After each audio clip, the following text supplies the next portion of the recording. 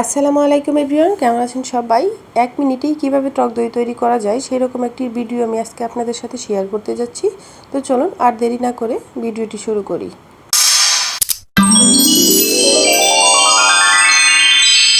টক দই তৈরি করতে এখানে আমি নিয়েছি গুঁড়া দুধ, তারপরে দিয়ে দিব হালকা কুসুম গরম গরুর দুধ। এখানে আমি গরুর দুধ নিয়েছি, আপনারা চাইলে কিন্তু গরম পানিও ব্যবহার করতে পারেন, হালকা কুসুম গরম পানি ব্যবহার করলে হবে। এটাকে একটু গুলে নিব, হালকা কুসুম দুধ দিয়ে এটাকে গুলে নিলে কিন্তু একটা ক্রিমি হয়ে যাবে। তারপরে দিয়ে দিব 2 টেবিল চামচ ভিনেগার। 1 টেবিল চামচ ভিনেগার দিয়ে একটু নাড়াচাড়া করে তারপর আরেক টেবিল চামচ ভিনেগার দিয়ে একটু এরকম করে ঘুটে নিলেই হবে। ভালো করে কিন্তু অবশ্যই ব্যাটারটা করে নিতে হবে, নাহলে দইটা ভালোভাবে জমবে না।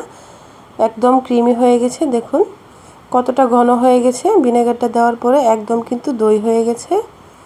আমি আপনাদের একটা চামচ দিয়ে দেখিয়ে দিচ্ছি দইটা কেমন হয়েছে। একদম ইনস্ট্যান্ট দই হয়েছে।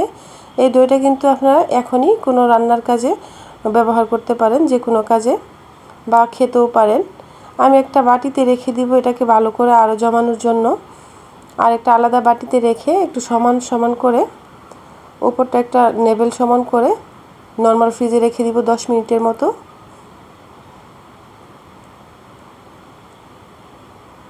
10 মিনিট পর কিন্তু ফিরে আসলাম, দইটা কেটে দেখিয়ে দিচ্ছি আপনাদেরকে কেমন হয়েছে। দেখুন একদমই কিন্তু পারফেক্ট একটা দই হয়েছে। এই দই থেকে কিন্তু কোনো রকম পানি কাটবে না। আমি একটা বাটিতে নিয়ে দেখিয়ে দিচ্ছি আসলে দইটা কেমন হয়েছে, তাহলে ভালোভাবে বুঝতে পারবেন না।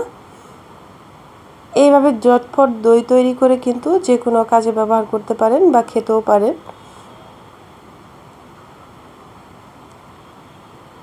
ভিডিওটি ভালো লাগলে অবশ্যই লাইক, কমেন্ট, সাবস্ক্রাইব করে দিবেন আর পাশে থাকা বেল বাটনটি অন করে দিবেন নতুন নতুন ভিডিও পাওয়ার জন্য। সবাই ভালো থাকবেন, সুস্থ থাকবেন। আজকের ভিডিও এই পর্যন্তই। আল্লাহ হাফেজ।